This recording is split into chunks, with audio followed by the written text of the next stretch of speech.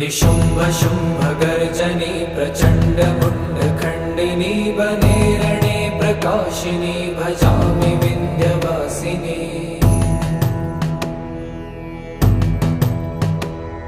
त्रिशूलमुण्डधारिणी धराविघातहारिणी गृहे गृहे निवासिनी भजामि विन्ध्यवासिनी।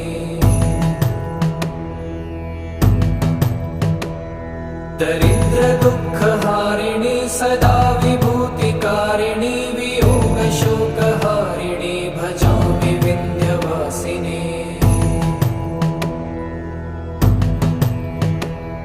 लसत्सुलोललोचनं लतासनं वरप्रदं कपालशूलं